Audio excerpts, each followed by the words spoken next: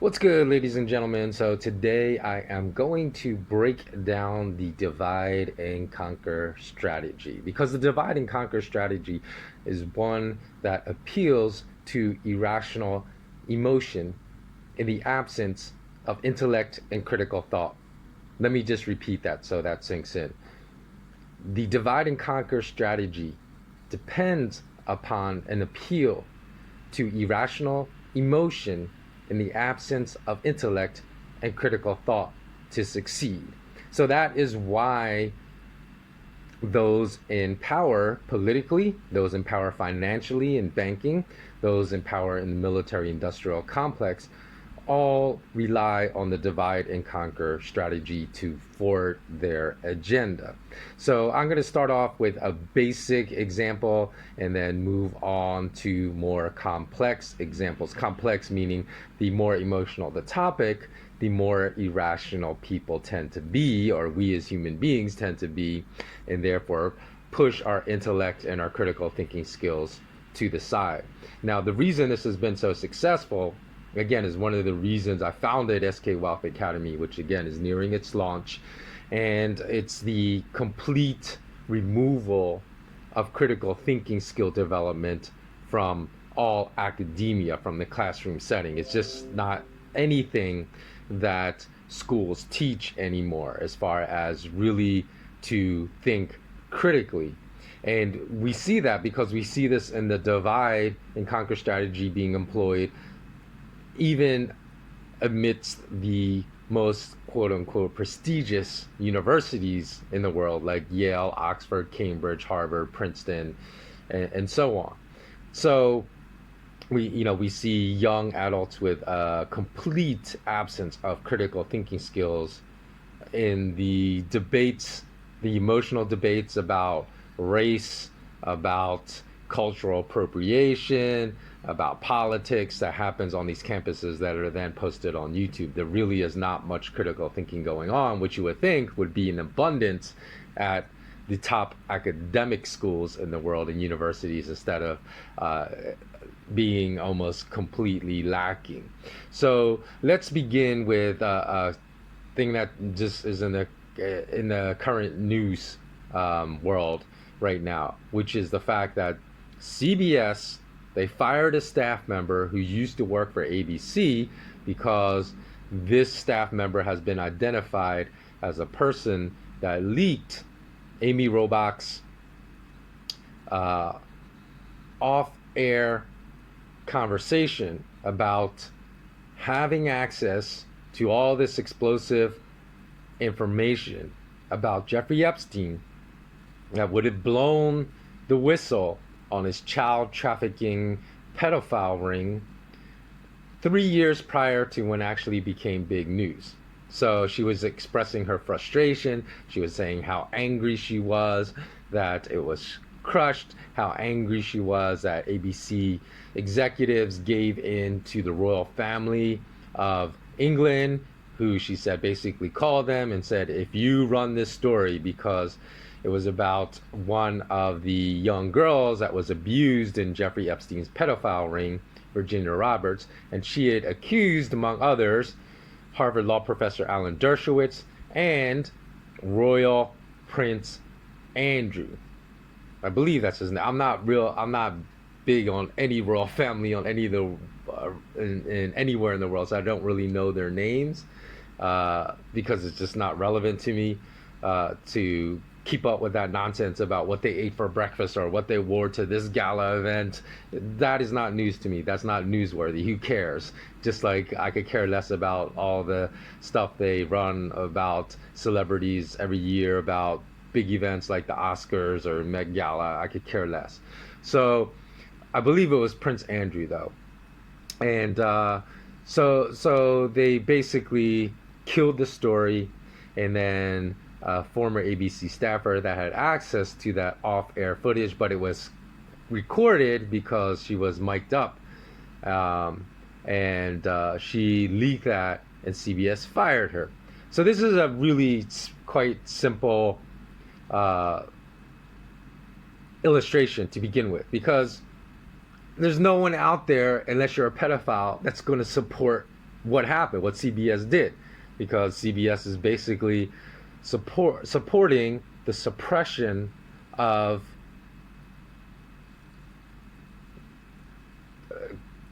news that's critical to the public. Because had this news come out, perhaps hundreds of young girls' lives could have been prevented from being ruined by Epstein and Ghislaine, I don't know how you pronounce her name, Maxwell's child sex trafficking ring.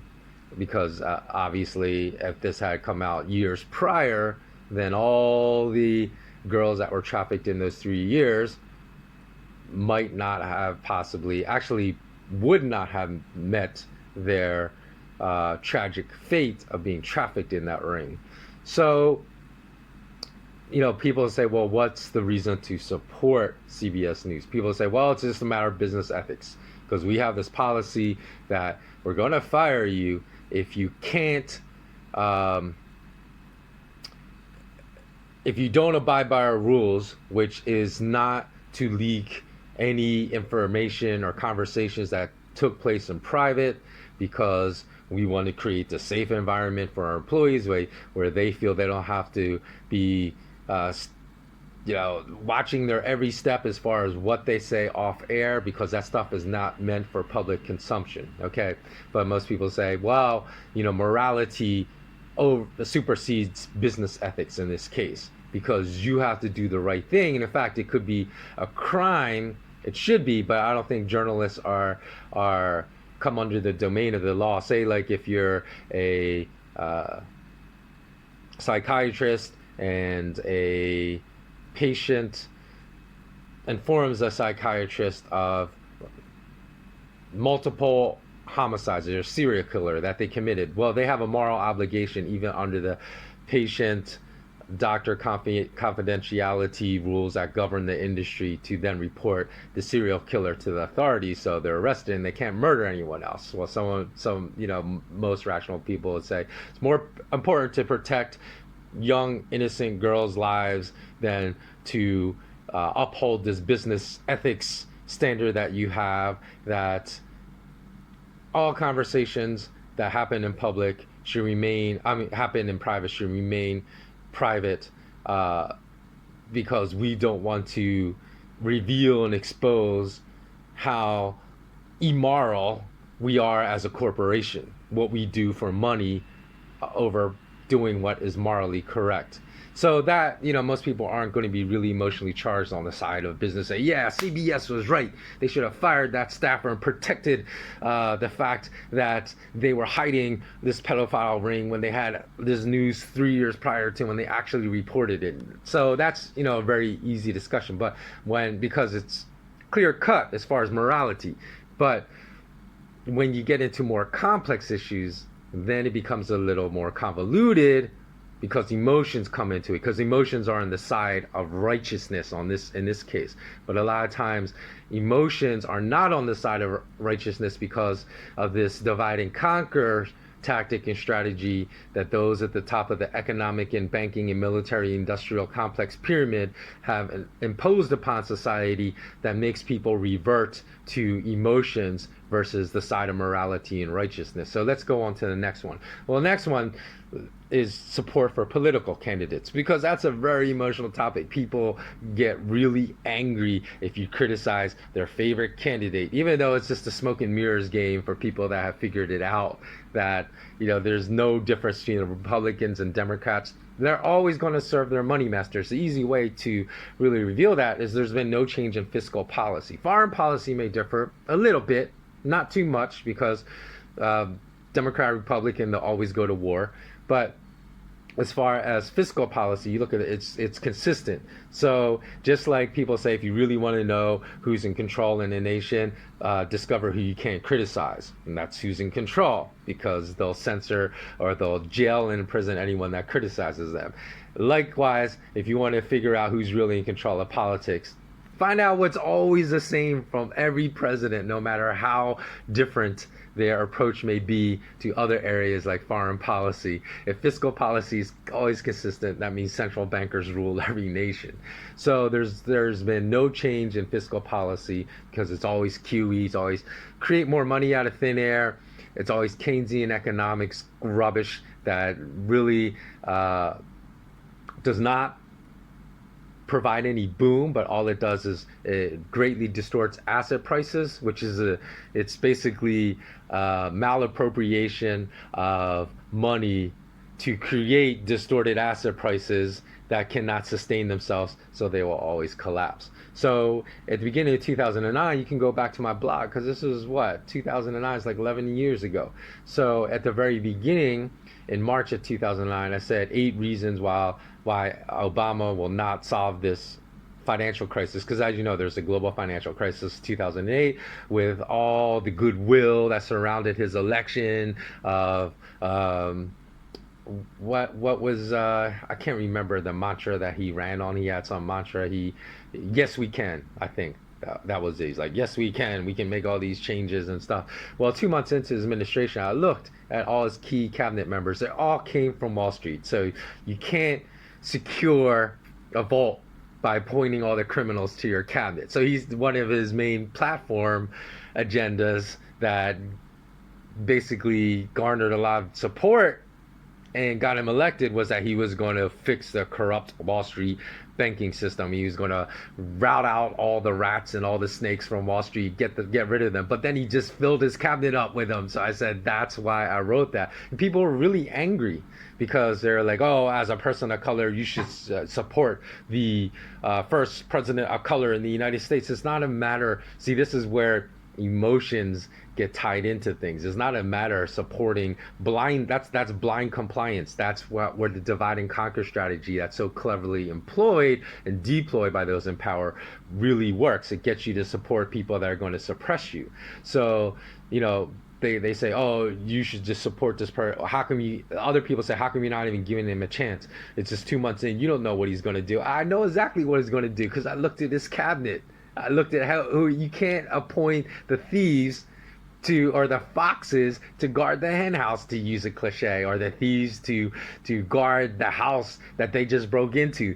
That is not someone that is genuine. That's a disingenuous person. That's not someone that is going to do the things that he spoke of in his campaign. So I support righteousness. So that's where the critical thinking skills come in. You have to support what is morally right versus just supporting some artificial party that you're told you should belong to, and blindly always support that person that comes from your race, your religion, your political party, and whatnot. So, and then also, just to make a quick extension of this illustration, there are people that say, well, how can you say that? Because he turned the whole economy around. Look at That's a whole nother factor, because all these key economic indicators that government officials release are all lies.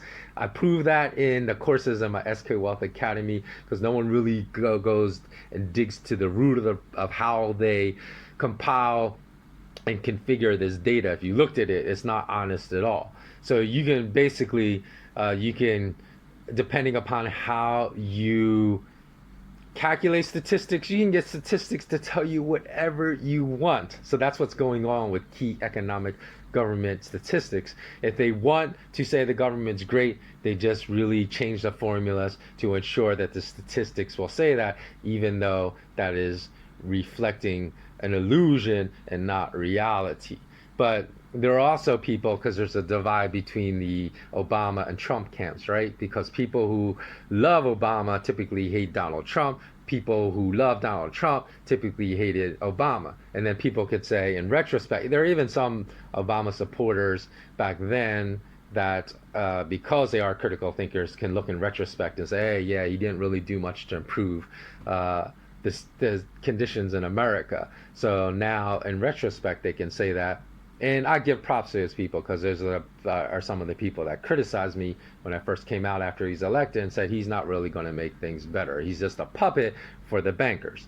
And so, you know, if you look at this and people say, oh, he look how great the stock market recovered under his rule. But then those same people, because I said that the people in power, they use this divide and conquer strategy, right? They they create these artificial divides that appeal to irrational emotion, rather than, the only divide that should be is the side of right and wrong, the side of morality and immorality, right? But instead, we're shuttled into different emotional compartments to prevent us from seeing the truth and reality. Because there's the same people that will say, "Oh, Obama, like he was responsible for the stock market recovery," and then every time Trump says, "Oh, this is the greatest stock market in history, and look what I did," people say, "Oh, he's just a fool. He's taking credit for something that Obama did." You see where I'm coming from, and not only that, there is no recovery. There's no recovery because, like I said, this is unsustainable if you really understand economics. If you understand Austrian economics and not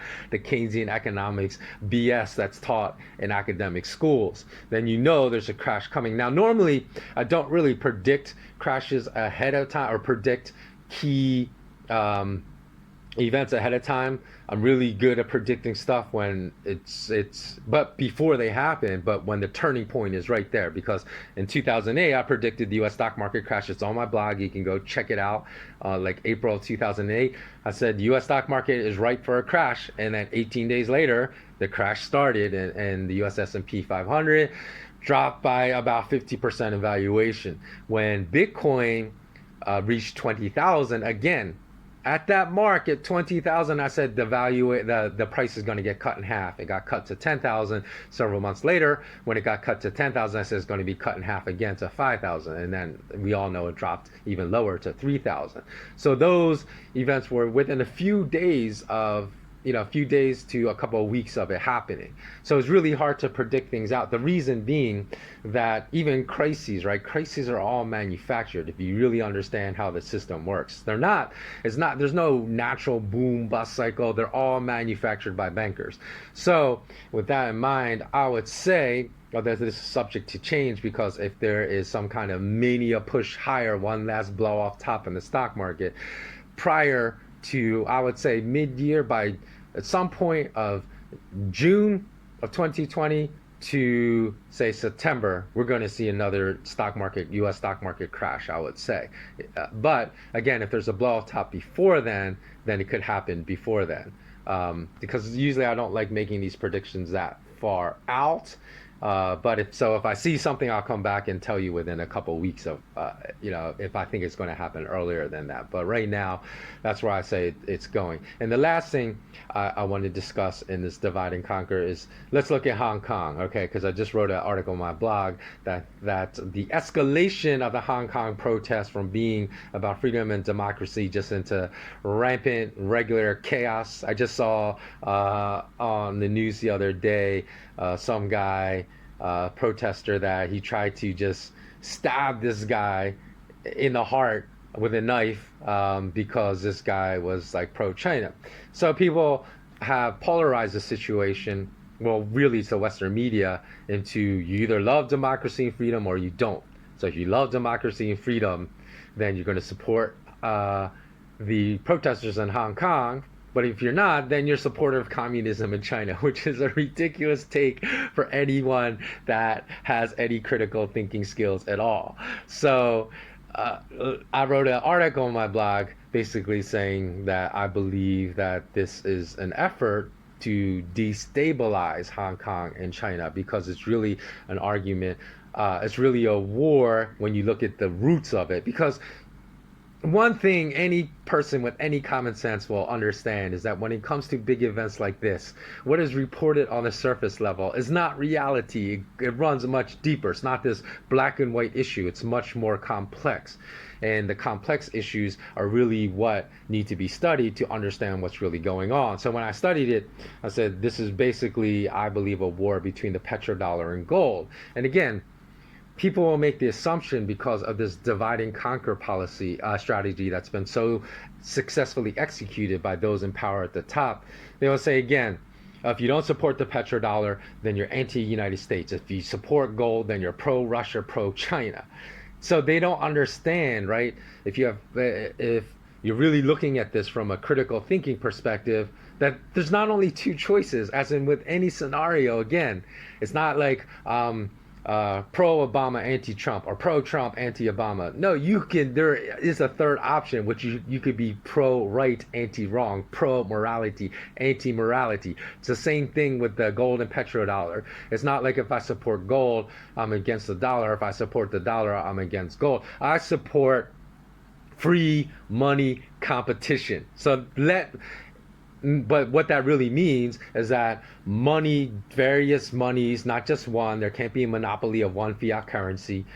Let cryptocurrencies in the market be widely and freely used to purchase any goods and services, just like fiat currencies would. Let gold be freely used to purchase any goods and services. Let the fiat currency, and see who rises to the top. Because we all know, when there's a free market and we allow competitive money situation to evolve, or to exist, that the cream will rise to the top. So let the winner rise to the top.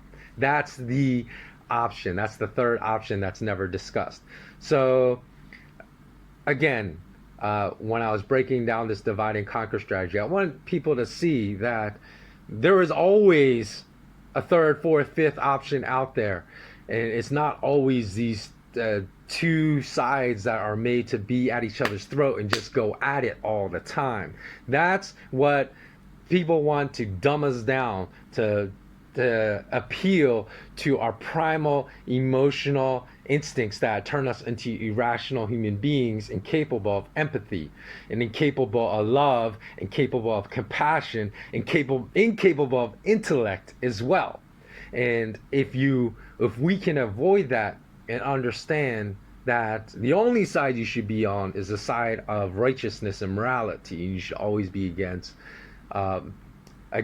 the side of immorality, then whether it's emotional or not, whether it's very easy to figure out, like the first example I gave of, you should not be supporting anyone that's trying to hide a child sex trafficking ring. That's very easy, right? Because that there's no conflicted emotions that come into it. But then when we start bringing race into it, politics into it, then the emotions all get convoluted. But they shouldn't be. That is exactly my point of making this video. It shouldn't be, because if we stand by the side of what is right, we can remove ourselves. It doesn't matter if we're Muslim, Christian, Hindu, Buddhist. It doesn't matter if we're black, white, Asian, brown. It doesn't matter. You stand on the side of what's right. You don't stand on whatever group that you're a part of, because that has nothing to do with what's right and what's wrong, because morality and truth endure forever. So that about wraps up my video about the complexity of the divide and conquer strategy. So I hope that some of you really understood the points I'm trying to make. I hope I was clear enough in the points I was trying to make in this video. And if you like it, please do pass it on to your friends as well. Don't forget to subscribe below. And also, if you're interested, I have a free weekly newsletter that you can find on my blog at malamalama.com/WordPress. And you can also follow me on Instagram at SK Wealth Academy. And also on Patreon at SK Wealth Academy. Okay, have a beautiful day or beautiful night. And as always, remain intensely curious.